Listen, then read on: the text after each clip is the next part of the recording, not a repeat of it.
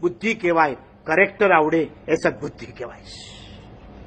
Character જેનું સારું છે એને કદાચ કમ્પ્યુટર નહીં આવડે ને, ડોન્ટ વરી, એની પાસે બુદ્ધિ ઓછી છે પણ સદબુદ્ધિ સરસ છે. હું તમને આવા 50 એક્ઝામ્પલ આપી શકું છું, પણ તમને એટલું જ કહેવા માંગુ છું, જ્યારે જ્યારે આવા પ્રસંગો આવે ને ત્યારે ત્યારે તમે મારી શિબિરને યાદ કરી તમારી સદબુદ્ધિને પ્રદર્શિત કરજો.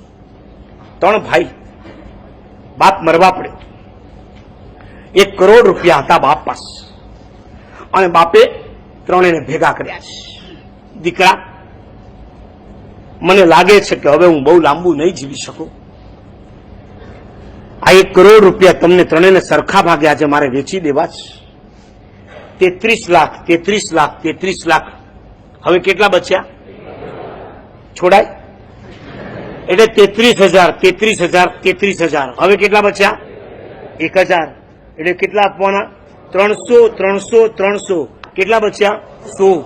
હવે 33. હવે નહીં છોડવાનો રૂપિયો. બાપે 33,33,333 રૂપિયા આપ્યા. ત્રણેયને કહી દીધું સરખા ભાગે તમને આપી દઉં છું. રૂપિયો બચ્યો છે, ત્રણે ભેગા મળીને ભંડારમાં નાખી આવજો. પણ 33,33,333 રૂપિયા તમને ત્રણેયને સરખા ભાગે વેચું છું.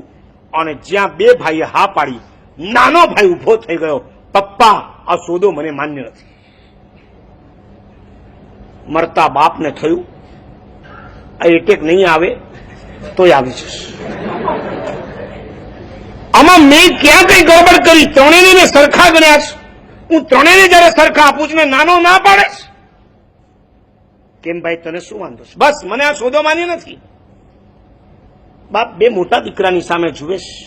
મોટા દીકરાઓ કહે છે, પપ્પા એક કામ કરો, એને કદાચ એટલા ઓછા પડતા હશે, અમને બેને 25 આપો, એને 50 આપી દો. બાપ કહે છે, તમે આટલું જતું કરવા ગયા? હા પપ્પા, અમે જતું કરશું. બાપ કહે ઠીક છે, તમને બેને 25 એને 50, સીધા ડબલ થઈ ગયા ને. હવે તો રાજી ને. અને છોકરો કે આ સોદો પણ મને મંજૂર નથી. આખું ઘર બેઠું છે, ત્રણેયની પત્નીઓ બેઠી છે. મોટા બેવની વાઈફ નાના દીકરાની વાઈફની સામે જોયા કરે છે અને કહે છે, આ તારો ધણી.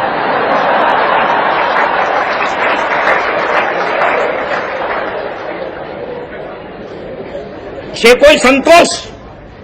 જેટલું મળે એટલું એને ઓછું પડે છે. ઓની આંખમાંથી આંસુની ધાર ચાલે છે. આજે અમને થયું છે શું? કોઈ દિવસ નહીં ને આ વખતે કેમ આવા આડા ફાટ્યા છે?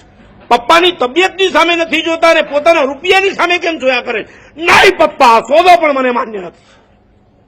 2 મોટા ભાઈ અંદર મસલત કરે છે. નાનો ભાઈ જિંદગીમાં કરે આવું ન કરે, આજે કેમ પૈસાની બાબતમાં આડે પાટે ચડી ગયો છે? તો 2 ભાઈએ ભેગા થઈને પપ્પાને કીધું, પપ્પા તમે એને જ પૂછી લ્યો, એને કેટલા જોઈએ છે, એને જેટલા જોઈએ એટલા આપી દો, 60 લાખ 70 લાખ. પછી જે બચશે ને એ 2માંથી અમે અડધા કરી લેશું. અને એ વખતે નાના ભાઈને બાપ કે